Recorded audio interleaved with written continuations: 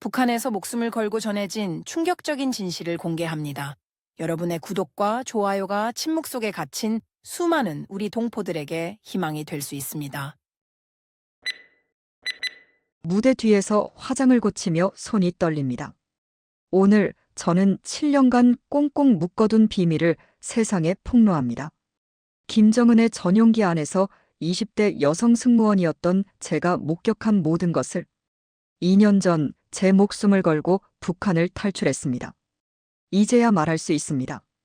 전용기 안에서 음료 한 방울을 흘렸다는 이유로 머리채가 잡혀 바닥에 내던져진 동료의 비명을, 그녀와 가족 모두가 수용소로 끌려간 그날의 공포를, 버러지 같은 것들이라며 우리에게 바닥에 쏟아진 음식을 개처럼 핥아먹으라 했던 그 순간들이 아직도 악몽처럼 떠오릅니다. 순금으로 도금된 화장실에서 샤워하는 김정은을 위해 수억 원짜리 와인을 따르던 저희는 인간이 아닌 소유물에 불과했습니다. 전용기 안의 특별 오락실에서 벌어진 일들은 차마 말로 다 할 수 없습니다. 젊은 승무원들이 무릎 꿇고 술을 따르던 모습, 그의 흥을 돋우지 못해 특별 교육을 받고 돌아온 동료의 죽은 눈빛이 지금도 선명합니다. 북한 주민들은 굶주리는데 한 번의 비행에 들어가는 비용으로 수천 명이 한 달을 살 수 있었습니다. 이 추악한 이중성을 더는 숨길 수 없습니다. 떨리는 목소리로 시작합니다. 김정은 전용기 안에서 벌어진 모든 추악한 진실을. 저는 2년 전 북한을 탈출한 고려항공 승무원 출신 김미영입니다. 지금 이 이야기를 시작하면서도 손이 떨리고 목이 메입니다. 7년 동안 김정은의 전용기에서 근무하며 겪었던 일들이 악몽처럼 떠오르기 때문입니다. 한국에 온 지 2년이 되었지만 아직도 그 시절의 기억은 생생합니다. 매일 밤 악몽에 시달리고 갑자기 찾아오는 공황 발작으로 정신과 치료를 받고 있습니다. 하지만 이제는 그 진실을 말해야 할 때라고 생각합니다. 저는 평양 출신으로 부모님은 모두 노동당 간부였습니다. 성분이 좋았기에 고려항공 승무원이 될 수 있었고 23살의 나이에 김정은 전용기 승무원으로 발탁되었습니다. 당시 저는 그것을 최고의 영광으로 생각했습니다. 하지만 그것은 제 인생 최악의 시작이었다는 것을 곧 깨닫게 되었습니다. 전용기 승무원이 된다는 것은 단순히 비행기에서 서비스를 제공하는 것 이상을 의미했습니다. 우리는 24시간 대기 상태를 유지해야 했고 언제든 부르면 즉시 달려가야 했습니다. 한 달에 한 번 있는 외출도 보위부 요원의 감시 하에 이루어졌습니다. 처음에는 모든 것이 자랑스러웠습니다. 최고 지도자를 직접 모신다는 사실에 가슴이 벅찼고 특별 대우를 받는다는 사실에 우쭐했습니다. 하지만 그것은 매우 짧은 환상이었습니다. 첫 비행을 마치고 난 후 저는 이것이 영광이 아닌 저주라는 것을 깨달았습니다. 지금 이 이야기를 하는 것은 쉽지 않은 결정이었습니다. 북한에 남아있는 가족들이 걱정되지만 더 이상 침묵할 수 없습니다. 젊은 여성들이 겪어야 하는 끔찍한 일들, 그리고 그 뒤에 숨겨진 권력층의 추악한 민낯을 세상에 알려야 한다고 생각합니다. 이제부터 제가 들려드릴 이야기는 전용기 안에서 벌어진 충격적인 실상입니다. 화려한 겉모습 뒤에 감춰진 어두운 진실, 그리고 한 인간으로서의 존엄성마저 무너져 내린 순간들에 대한 이야기입니다. 부디 제 증언이 북한의 실상을 알리는데 작은 도움이 되길 바랍니다. 고려항공 승무원이 되기 위한 과정은 상상을 초월할 정도로 엄격했습니다. 키 165cm 이상, 몸무게 55kg 이하라는 신체 조건은 기본이었고 얼굴형과 피부 상태까지 꼼꼼히 검사받았습니다. 특히 김정은 전용기 승무원은 더욱 까다로운 기준이 적용되었습니다. 3대에 걸친 성분 조사는 물론이고 친척 중에 한 명이라도 의심스러운 행적이 있으면 즉시 탈락이었습니다. 6개월간의 정치사상 교육도 받아야 했는데 매일 아침부터 밤까지 주체사상과 기밀성 일가에 대한 충성을 주입받았습니다. 선발 과정에서 가장 충격적이었던 것은 인격 테스트였습니다. 갑자기 욕설을 퍼붓거나 모욕적인 명령을 내리면서 반응을 지켜보는 것이었습니다. 나중에 알고 보니 이는 최고 지도자의 급격한 감정 변화에 대처하는 능력을 테스트하는 것이었습니다. 외국어 실력도 중요했습니다. 영어는 기본이고 중국어나 러시아어 중 하나는 필수였습니다. 하지만 이상하게도 실제 언어 사용은 극히 제한적이었고 정해진 몇 마디 외에는 외국인과의 대화가 금지되었습니다. 승무원 교육 과정에서는 특별한 의전 교육도 받았습니다. 최고 지도자 앞에서 절대 등을 보이면 안 되고 시선은 항상 아래로 향해야 했습니다.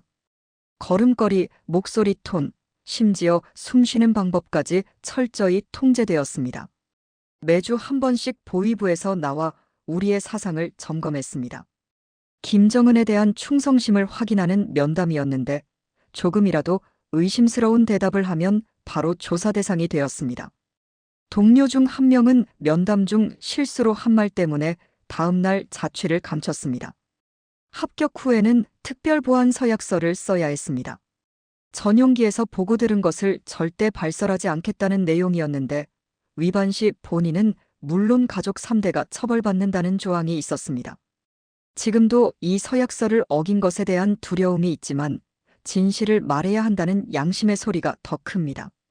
교육과정 마지막 날, 우리는 영광스러운 임무를 부여받았다는 축하를 받았습니다. 하지만 그 순간 동료들의 눈빛에서 설렘보다는 두려움이 느껴졌습니다. 지금 생각해보면 그들은 이미 알고 있었던 것 같습니다. 우리가 맞이할 끔찍한 운명을. 김정은 전용기 승무원의 일상은 철저한 감시와 통제 속에서 이뤄졌습니다. 우리는 평양 순안구역의 특별 숙소에서 집단 생활을 했는데 가족과 떨어져 지내야 했고 외부와의 접촉도 철저히 차단되었습니다.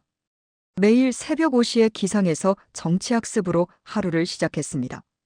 김일성 일가의 위대성을 학습하고 충성 맹세를 했습니다. 그 후에는 철저한 위생 점검이 있었는데 손톱 길이부터 머리카락 상태까지 체크했습니다. 조금이라도 불량하다고 판단되면 즉시 시정해야 했습니다. 아침 7시부터는 비행 준비 태세에 들어갔습니다. 언제 출동 명령이 내려올지 모르기 때문에 항상 완벽한 복장과 메이크업 상태를 유지해야 했습니다. 특히 립스틱 색깔과 눈화장의 진하기까지 세세하게 규정되어 있었고 이를 어기면 엄중한 처벌을 받았습니다. 대기 시간에는 서비스 동작을 연습했습니다. 쟁반을 들고 걷는 자세, 고개를 숙이는 각도, 미소 짓는 방법까지 수백 번 반복했습니다. 가장 중요한 것은 절대 눈을 마주치지 않는 것이었습니다. 실수로라도 최고 지도자와 눈이 마주치면 큰일이 날 수 있다고 했습니다. 식사도 철저한 통제 속에 이뤄졌습니다. 체중 관리를 위해 하루 1200칼로리로 제한되었고 매일 체중을 측정했습니다. 1kg라도 늘면 처벌을 받았고 때로는 식사를 제한당하기도 했습니다. 생리적인 문제로 체중이 늘어나도 예외는 없었습니다. 휴식 시간에도 자유가 없었습니다. 항상 2명 이상이 함께 행동해야 했고 모든 대화는 감시됐습니다. 화장실을 가는 것조차 보고해야 했고 수시로 불시 점검이 있었습니다. 심지어 잠자리에서도 감시 카메라가 우리를 지켜보고 있었습니다. 한 달에 한 번 있는 외출도 형식적이었습니다. 보위부 요원의 감시 하에 정해진 코스만 돌아야 했고 누구와도 접촉할 수 없었습니다. 가족을 만나는 것도 허락된 장소에서 30분으로 제한됐습니다. 그마저도 대화 내용은 모두 감청당했습니다. 이런 생활이 계속되면서 많은 동료들이 우울증에 시달렸습니다. 하지만 정신과 치료는커녕 약을 먹는 것조차 금지됐습니다. 최고 존엄 앞에서 완벽해야 한다는 이유였습니다. 우리는 그저 인형처럼 미소 지으며 모든 것을 참아내야만 했습니다. 김정은과의 첫 비행은 제 인생을 완전히 바꿔놓은 충격적인 경험이었습니다. 그날은 베이징으로 가는 비행이었는데 출발 6시간 전부터 모든 승무원이 비상대기 상태였습니다. 최고 존엄의 탑승을 위해 기내는 3번이나 소독됐고 우리는 4번의 보안 검색을 받았습니다. 그가 탑승하기 직전 우리는 비행기 입구에서 90도로 허리를 굽혀 인사를 했습니다. 첫 인상은 TV에서 보던 것과 달랐습니다. 그의 얼굴은 분노로 일그러져 있었고 술 냄새가 강하게 났습니다. 탑승하자마자 그는 수행원에게 고함을 지르기 시작했습니다. 비행이 시작되고 얼마 지나지 않아 그는 위스키를 요구했습니다. 서비스 매뉴얼에는 이른 아침부터 술을 제공하는 것이 금지되어 있었지만 아무도 그의 요구를 거절할 수 없었습니다. 한 병을 비우고 난 후 그의 행동은 더욱 통제불능이 되었습니다. 갑자기 그는 제 동료를 불렀습니다. 너 이리 와봐. 떨리는 발걸음으로 다가간 동료에게 그는 갑자기 소리를 질렀습니다. 이런 못생긴 것이 어떻게 내 비행기에 탔어? 동료의 얼굴이 창백해졌고 그날 이후 그녀는 다시는 전용기에서 일하지 못했습니다. 식사 서비스 때는 더 끔찍했습니다. 준비된 요리가 마음에 들지 않는다며 쟁반째 집어던졌고 그 내용물이 승무원의 얼굴과 옷에 쏟아졌습니다. 하지만 우리는 미소를 잃지 말라는 교육을 받았기에 눈물을 삼키며 계속 웃어야만 했습니다. 착륙 준비 중에는 심한 난기류를 만났습니다. 안전벨트 착용을 건의하려 했지만 그는 오히려 내가 감히 나한테 명령해 라며 폭발했습니다. 그 순간 비행기가 크게 흔들렸고 그는 의자에서 굴러떨어졌습니다. 하지만 그 실수에 대한 책임은 고스란히 승무원들의 몫이 되었습니다. 베이징에 도착한 후 우리는 3시간 동안 신문을 받았습니다. 왜 최고 존엄의 안전을 제대로 확보하지 못했느냐는 것이었습니다. 결국 2명의 승무원이 징계를 받았고 1명은 정신병원으로 끌려갔습니다. 그날 이후 저는 깨달았습니다. 우리는 인간이 아닌 그의 장난감에 불과했다는 것을. 김정은 전용기의 내부는 상상을 초월하는 사치의 극치였습니다. 겉으로는 평범한 고려항공 여객기처럼 보였지만 내부는 완전히 달랐습니다.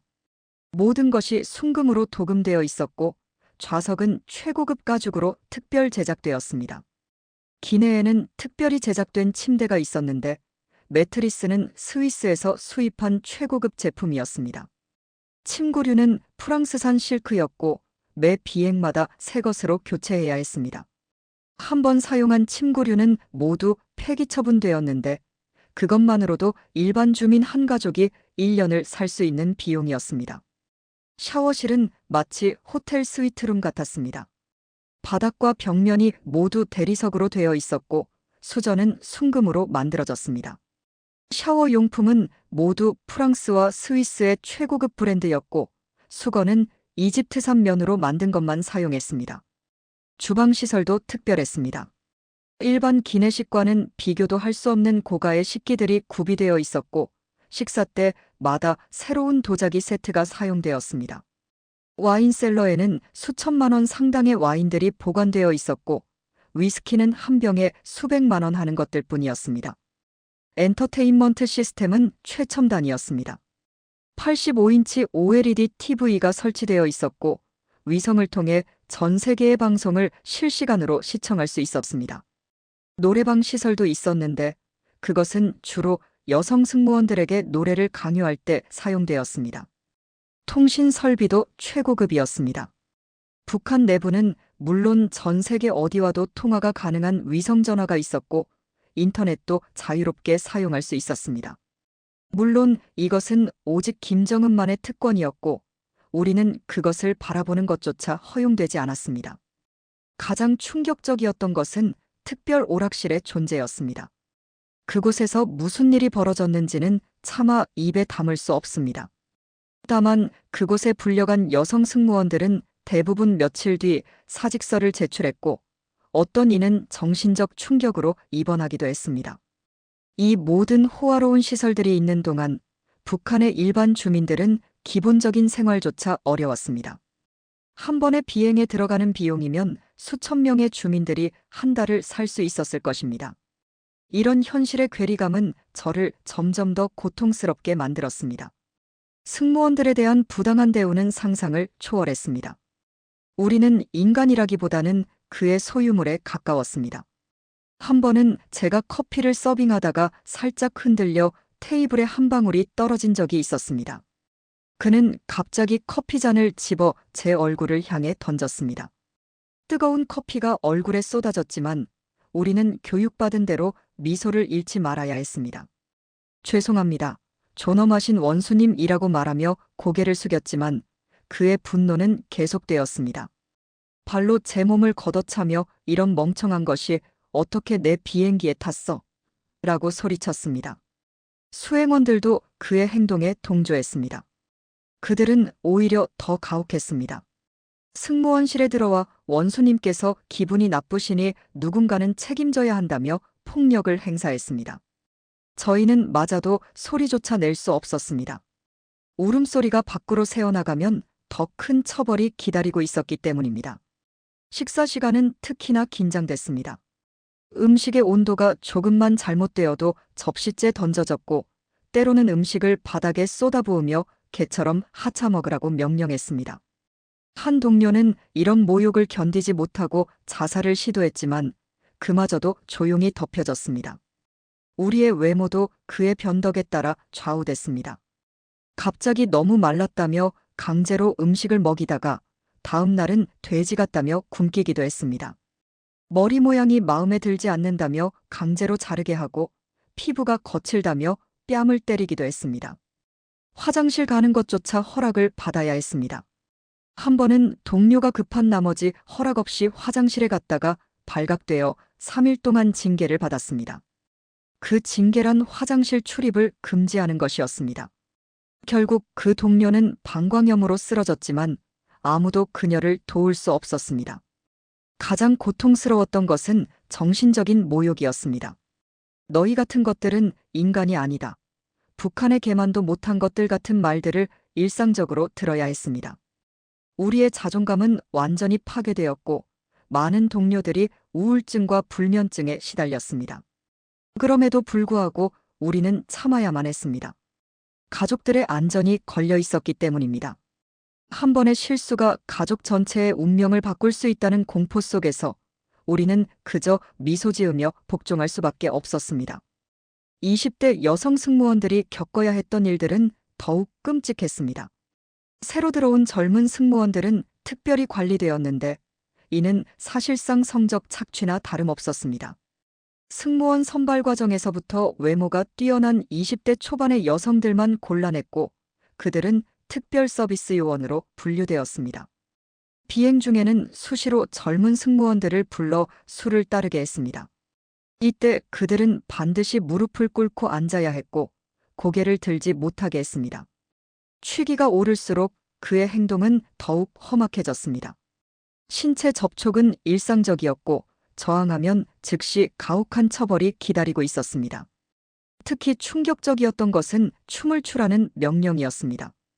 좁은 기내에서 여러 명의 승무원들이 강제로 춤을 춰야 했는데 이는 단순한 춤이 아닌 성적 수치심을 주는 동작들이었습니다.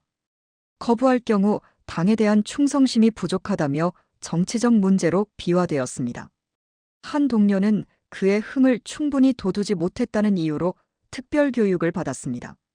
일주일 후 그녀가 돌아왔을 때 그녀의 눈빛은 이미 죽어 있었습니다.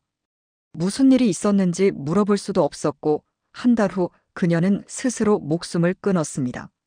승무원들의 사생활도 완전히 통제됐습니다. 연애는 물론 결혼도 허용되지 않았고 임신한 사실이 발각되면 즉시 해고되었습니다. 더 끔찍한 것은 강제로 임신 중절을 당하는 경우도 있었다는 것입니다. 이는 최고 존엄의 순결한 공간을 더럽혔다는 이유였습니다. 매일 밤 숙소에서는 울음소리가 들렸습니다. 하지만 우리는 서로를 위로할 수도 없었습니다. 모든 대화가 감시되었고 누군가의 불만이 새어나가면 연좌제로 처벌받았기 때문입니다. 그저 베개에 얼굴을 파묻고 소리 없이 울 수밖에 없었습니다. 가장 괴로웠던 것은 부모님께 아무것도 말할 수 없다는 것이었습니다. 영광스러운 자리라고 믿고 딸을 보낸 부모님들께 진실을 말할 수 없었습니다. 오히려 잘 지내고 있다고 거짓말을 해야 했습니다. 그들의 기대에 부응하지 못한다는 죄책감도 저를 괴롭혔습니다. 매일 아침 거울을 보며 화장을 할 때마다 우리는 자신의 모습을 직시하기가 두려웠습니다. 거울 속에는 더 이상 인간의 존엄성을 지닌 한 사람이 아닌 그저 누군가의 장난감이 된 공허한 눈동자만이 있었기 때문입니다. 해외 출장은 또 다른 차원의 고통이었습니다.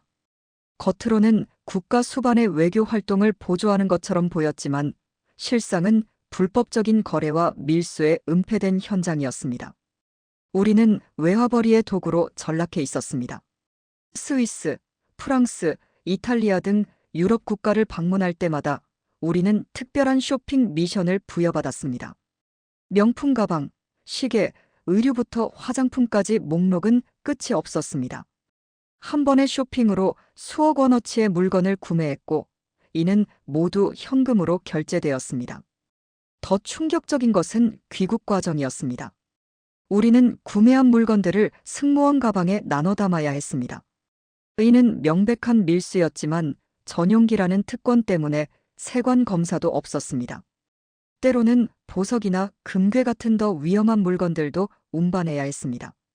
중국 방문 때는 더욱 은밀한 거래가 이루어졌습니다. 우리는 호텔 로비나 레스토랑에서 수상한 인물들과 만나야 했습니다. 서류 봉투나 가방이 건네지는 것을 목격했지만 물어볼 수도 없었고 알려고도 하지 않았습니다. 알면 알수록 위험해진다는 것을 깨달았기 때문입니다. 러시아 출장에서는 한 번 아찔한 경험을 했습니다. 세관 직원이 갑자기 저희 가방을 검사하겠다고 했을 때 수행원들의 얼굴이 창백해졌습니다. 다행히 북한 고위 관리의 긴급 전화로 상황은 무마되었지만 그때의 공포는 지금도 생생합니다. 때로는 대량의 현금을 운반하기도 했습니다. 현금이 가득 찬 가방을 들고 다니는 것은 일상이었습니다. 이 돈의 출처나 용도에 대해서는 아무도 말하지 않았지만 모두가 그것이 불법적인 거래의 대가라는 것을 알고 있었습니다. 외국 체류 중에는 철저한 감시 속에서 지내야 했습니다. 호텔 밖으로 나갈 수 없었고 창문 밖을 바라보는 것조차 금지되었습니다. 자유를 눈앞에 두고도 만질 수 없다는 것은 또 다른 형태의 고문이었습니다.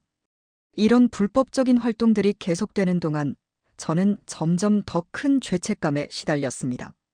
국가의 이름으로 행해지는 이런 범죄 행위들이 과연 옳은 것인지, 이렇게 번 돈이 어디에 쓰이는지 의문이 들었습니다. 그러나 이런 의문을 가지는 것 자체가 위험한 일이었습니다. 전용기 승무원들의 고통은 개인적인 차원을 넘어 집단적 트라우마가 되어갔습니다. 함께 근무했던 동료들의 모습이 하나둘 변해가는 것을 지켜보는 것은 가슴 아픈 일이었습니다. 한때 밝고 활기찼던 그들의 눈빛이 점점 생기를 잃어갔습니다. 김은주라는 동료가 있었습니다. 평양음악무용대학을 수석으로 졸업한 그녀는 뛰어난 미모와 재능을 인정받아 전용기 승무원이 되었습니다. 처음에는 자부심으로 가득했던 그녀였지만 3개월 만에 완전히 다른 사람이 되었습니다. 특별 접대 요원으로 차출된 후 그녀는 더 이상 웃지 않았습니다. 어느 날 밤 은주는 숙소에서 수면제를 한 움큼 삼켰습니다.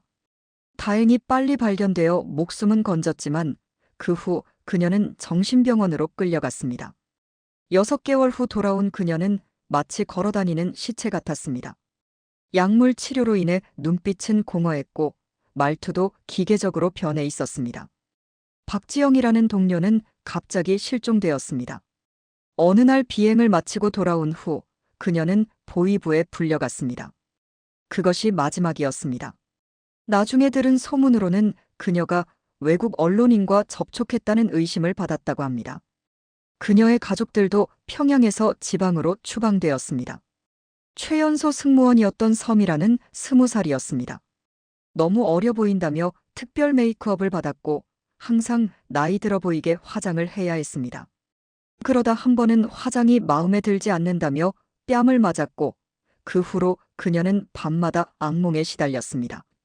결국 그녀는 정신질환으로 사직했습니다. 우리는 서로를 위로할 수조차 없었습니다. 누군가 울고 있어도 모른 척해야 했고 힘들어하는 동료를 보아도 외면해야 했습니다. 서로에 대한 위로가 함께 처벌받는 빌미가 될 수 있었기 때문입니다.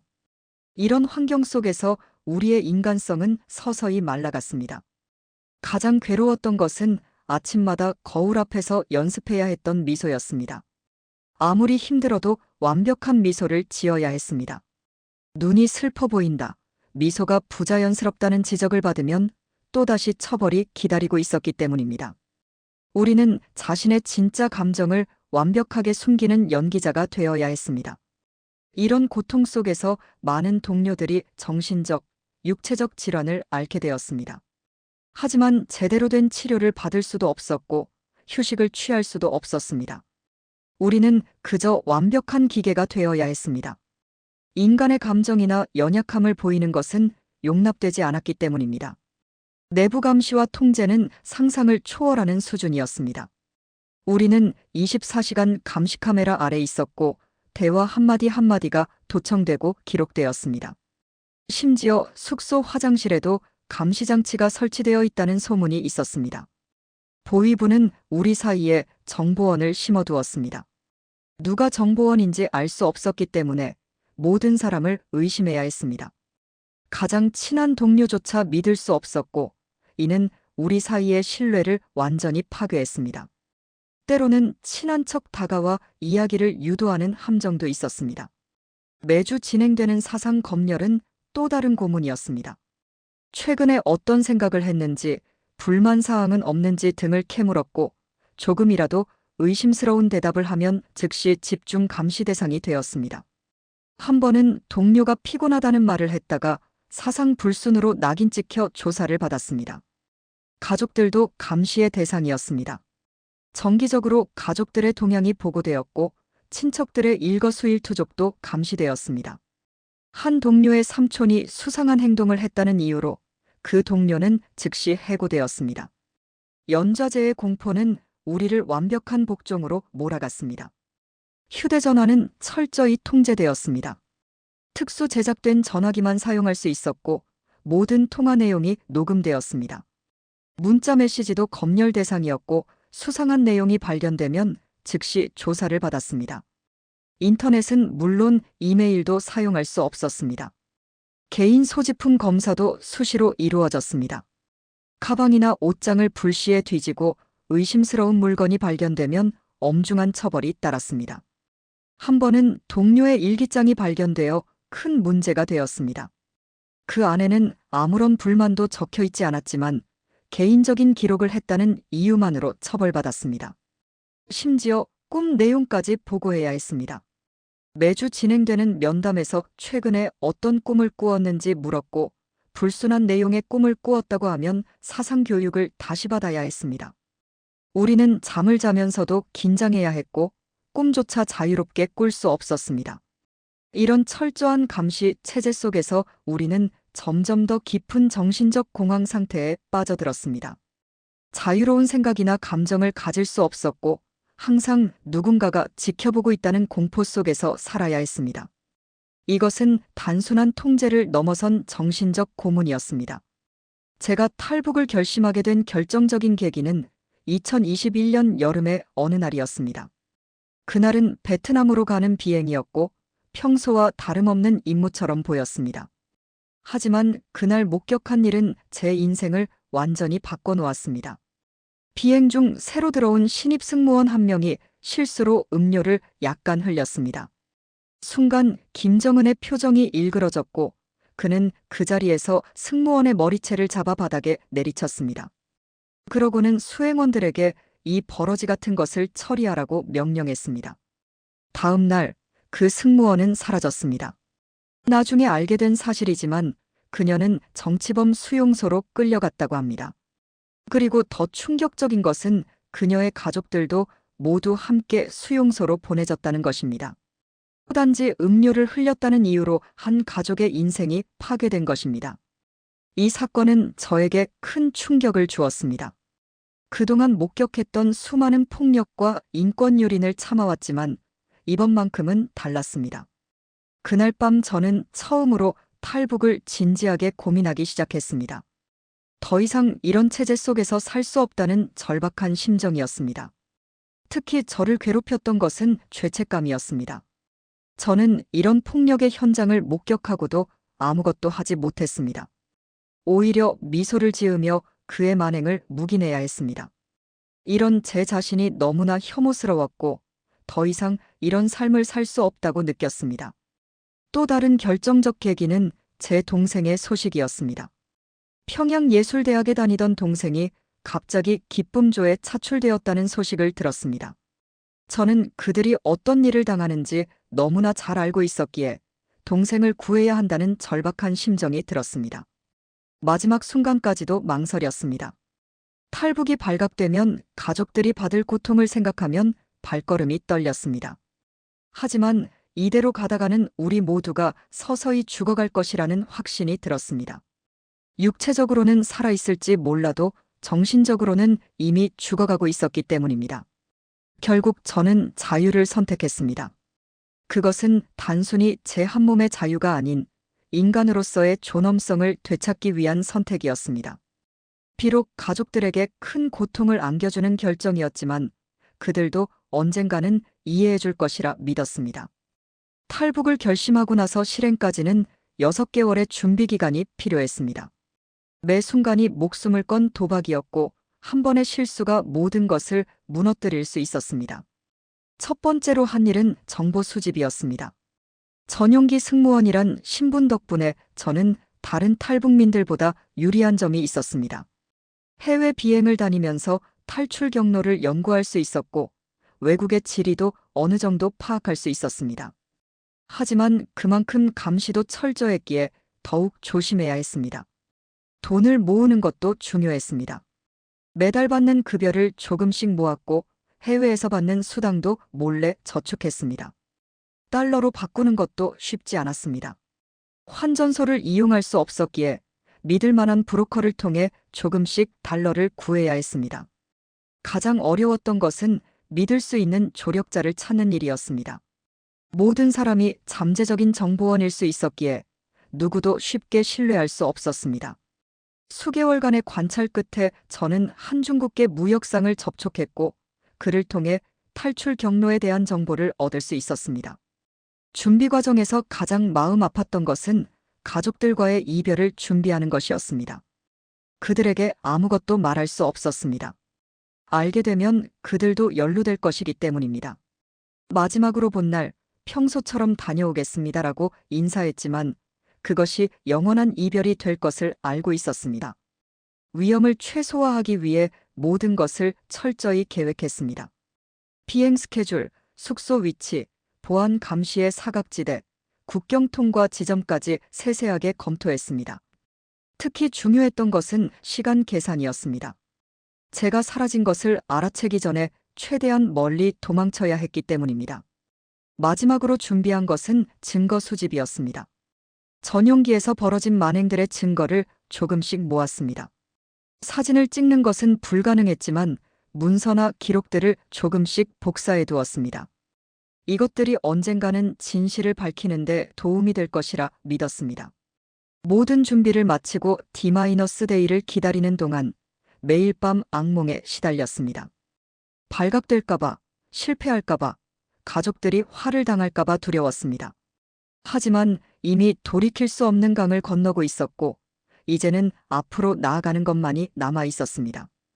탈출은 2021년 12월의 어느 밤에 이루어졌습니다. 베이징으로 가는 비행을 마치고 호텔에 체크인한 직후였습니다. 보위부 감시원들이 술에 취해 느슨해진 틈을 노려야 했습니다. 화장실에 간다는 핑계로 방을 나섰고 미리 준비해둔 가발과 평범한 옷으로 갈아입었습니다. 호텔 비상계단을 통해 지하주차장으로 내려갔습니다. 가슴이 터질 것 같았지만 침착함을 잃지 않으려 노력했습니다. 주차장에서 미리 약속한 차를 발견했을 때 처음으로 희망이 보였습니다. 하지만 그것은 긴 여정의 시작에 불과했습니다. 차는 베이징 외곽으로 향했습니다. 도시를 벗어나는 동안 여러 번 검문을 통과해야 했습니다. 매번 심장이 멎는 것 같았지만 미리 준비한 위조 서류가 효과가 있었습니다. 운전자는 한마디도 하지 않았고 저 역시 말을 할 수 없었습니다. 국경지대에 도착했을 때는 이미 새벽이었습니다. 그곳에서 또 다른 안내인을 만났고 그와 함께 산길을 걸어야 했습니다. 12월의 한파는 매서벗고 발목까지 쌓인 눈을 헤치고 걷는 것은 고통스러웠습니다. 하지만 뒤돌아볼 수는 없었습니다. 가장 위험한 순간은 국경을 넘을 때였습니다. 철조망 앞에서 망설이고 있을 때 멀리서 순찰대의 발소리가 들렸습니다. 순간적으로 몸이 얼어붙었지만 안내인의 재촉에 정신없이 철조망을 넘었습니다. 옷이 찢어지고 살이 베었지만 아픔조차 느낄 수 없었습니다. 국경을 넘은 후에도 안전한 것은 아니었습니다. 중국 공안에게 발각될 위험이 있었고 북한 정보원들의 추적도 피해야 했습니다. 낮에는 숨어 있다가 밤에만 이동했고 한 곳에 오래 머물지 않았습니다. 음식을 제대로 먹을 수도 없었고 잠도 제대로 잘 수 없었습니다. 라오스를 거쳐 태국에 도착하기까지 보름이 걸렸습니다. 그동안 여러 번 죽을 뻔한 위험한 순간들이 있었습니다. 정글을 통과할 때는 뱀에 물릴 뻔했고 강을 건널 때는 거의 익사할 뻔했습니다. 하지만 자유를 향한 갈망이 저를 계속 전진하게 만들었습니다. 마침내 태국 난민 캠프에 도착했을 때 처음으로 눈물이 났습니다. 그것은 기쁨의 눈물이자 뒤에 남겨둔 가족들에 대한 미안함의 눈물이었습니다. 이제 적어도 제 운명은 제가 선택할 수 있게 되었지만 그 선택의 대가는 너무나 컸습니다. 한국에 도착한 첫날, 저는 완전한 혼란 상태였습니다. 인천공항에 내리자마자 모든 것이 낯설고 두려웠습니다. 하늘을 가리던 철창이 사라졌다는 사실이 오히려 불안하게 느껴졌고 사람들의 자유로운 모습이 어색하기만 했습니다. 국정원 조사는 3개월이 걸렸습니다. 제가 가진 정보의 민감성 때문에 더욱 철저한 검증이 필요했던 것 같습니다. 하지만 이번에는 달랐습니다. 조사관들은 인격적으로 대우해 주었고 제 이야기를 경청했습니다. 처음으로 제가 인간으로서 존중받는다고 느꼈습니다. 하나원에서의 적응 교육도 쉽지 않았습니다. 자본주의 사회의 기본적인 개념들을 이해하는 것부터 어려웠습니다. ATM 기계 사용법, 지하철 타는 법, 휴대폰 사용법까지 모든 것이 새로웠습니다. 때로는 이런 사소한 것들이 북한에서의 고통보다 더 큰 좌절감을 안겨주었습니다. 특히 힘들었던 것은 심리적인 트라우마였습니다. 밤마다 악몽에 시달렸고 갑자기 찾아오는 공황 발작으로 고통받았습니다. 큰 소리만 들어도 몸이 떨렸고 누군가 뒤에서 따라오는 것 같은 피해망상에 시달렸습니다. 정신과 치료를 받기 시작했지만 완전히 회복되기까지는 오랜 시간이 필요했습니다. 언어도 문제였습니다. 같은 한국어를 사용하지만 어휘나 억양이 달라 의사소통에 어려움이 있었습니다. 특히 영어나 외래어가 섞인 말들은 이해하기 어려웠습니다. 사람들이 저를 이상한 눈으로 볼 때마다 자존감이 떨어졌습니다. 정체성의 혼란도 컸습니다. 북한에서는 최고 엘리트 계층이었지만 여기서는 그저 도움이 필요한 탈북민일 뿐이었습니다. 이런 급격한 신분의 변화를 받아들이는 것이 쉽지 않았습니다. 때로는 내가 과연 잘한 선택을 한 것일까 하는 의문이 들기도 했습니다. 하지만 가장 고통스러운 것은 북한에 남겨진 가족들에 대한 그리움과 죄책감이었습니다. 그들이 어떤 처벌을 받고 있을지, 어떤 고통을 겪고 있을지 생각하면 잠을 이룰 수 없었습니다. 매일 밤 그들의 꿈을 꾸었고 깨어날 때마다 눈물로 베개를 적셨습니다. 하나원을 나와 실제 사회에 정착하는 과정은 또 다른 도전이었습니다. 집을 구하고 직장을 찾고 새로운 인간관계를 만드는 것까지. 모든 것이 처음이었고 모든 것이 어려웠습니다. 하지만 이제는 적어도 제가 선택한 길을 걸어갈 수 있다는 사실이 위안이 되었습니다. 이제 저는 북한 체제의 실상을 고발하는 것을 제 사명으로 여기고 있습니다. 김정은 정권의 사치스러운 생활과 만행을 직접 목격한 증인으로서 이 이야기를 세상에 알려야 할 책임감을 느낍니다. 전용기 안에서 벌어지는 일들은 북한 체제의 실체를 가장 적나라하게 보여주는 단면입니다. 한 끼 식사에 수천만 원이 들어가는 음식들, 수억 원짜리 와인, 금으로 도금된 병기까지. 이런 사치품들이 주민들의 피와 땀으로 만들어진 것이라는 사실에 분노가 침입니다.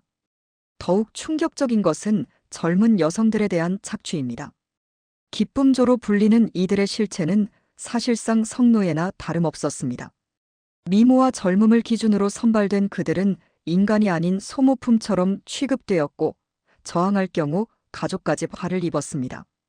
권력층의 비리와 부패도 심각했습니다.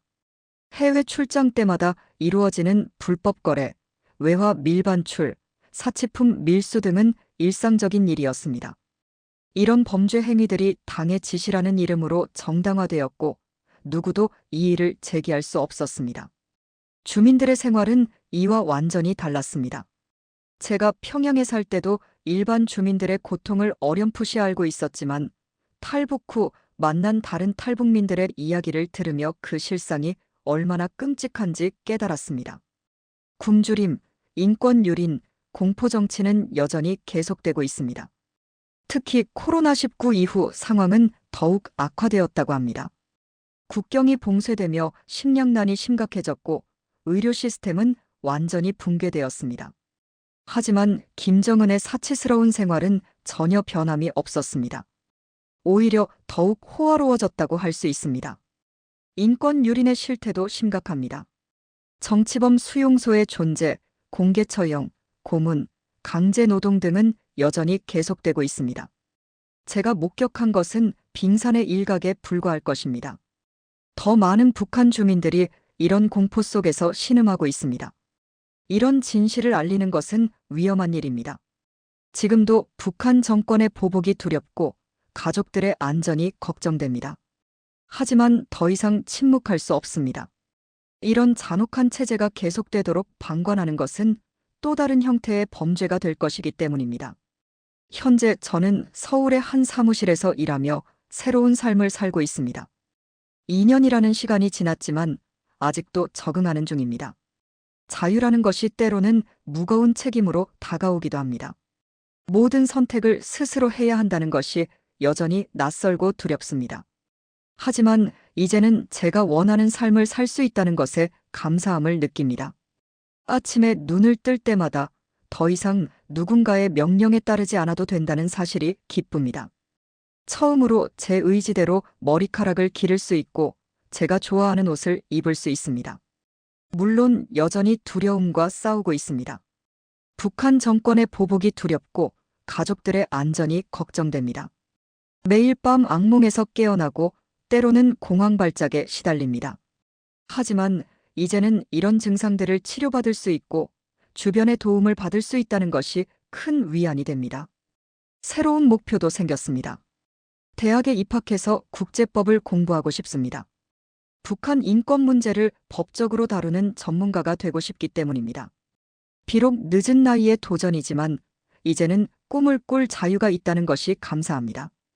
가장 큰 변화는 제 자신을 바라보는 시각입니다. 더 이상 누군가의 소유물이나 도구가 아닌 한 인간으로서의 존엄성을 되찾았습니다. 거울 속의 제 모습을 마주할 때마다 예전과는 다른 눈빛을 발견합니다. 두려움으로 가득했던 눈빛이 이제는 희망으로 빛납니다. 하지만 북한에 남겨진 가족들에 대한 그리움과 죄책감은 여전합니다. 특히 어머니의 얼굴이 떠오를 때면 가슴이 미어집니다. 언젠가는 통일이 되어 다시 만날 수 있기를 간절히 기도합니다. 그때까지 저는 더 강해지고 더 나은 사람이 되어야 합니다. 앞으로의 길이 순탄치만은 않을 것입니다. 하지만 이제는 제가 선택한 길을 당당히 걸어갈 수 있습니다. 자유를 선택한 것을 후회하지 않습니다. 비록 큰 대가를 치러야 했지만 그것은 제 인생에서 가장 용기 있는 선택이었습니다. 이제 저는 더 이상 도망치지 않습니다. 진실을 말하고 증언하고 행동하는 것이 제가 할 수 있는 최선의 저항이라고 믿습니다. 이것이 제가 선택한 자유의 책임이자 새로운 삶의 의미입니다. 마지막으로 저는 북한의 주민들과 전 세계의 양심적인 사람들에게 호소하고 싶습니다. 북한의 실상이 더 이상 가려져서는 안 됩니다. 제가 경험한 공포와 고통이 지금도 계속되고 있다는 사실을 모두가 알아야 합니다. 북한에 있는 동포들에게 전하고 싶습니다. 여러분은 결코 혼자가 아닙니다. 자유세계에는 여러분의 고통을 알고 여러분의 해방을 위해 노력하는 사람들이 있습니다. 비록 지금은 암흑 속에 있지만 반드시 빛은 찾아올 것입니다. 특히 전용기에서 고통받고 있을 젊은 승무원들에게 말하고 싶습니다.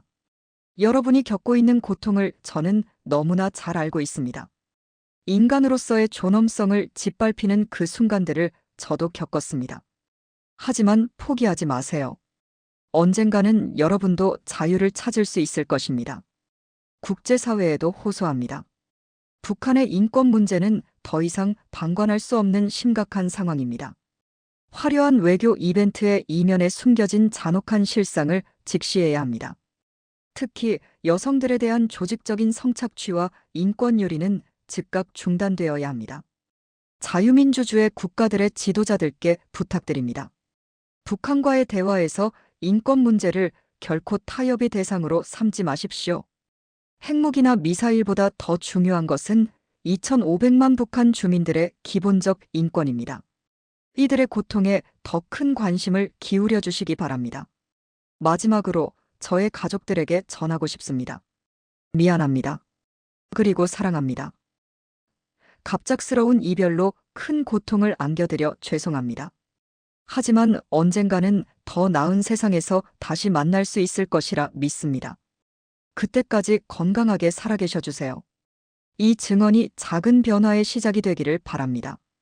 한 사람의 용기 있는 선택이 수많은 사람들의 운명을 바꿀 수 있다고 믿습니다.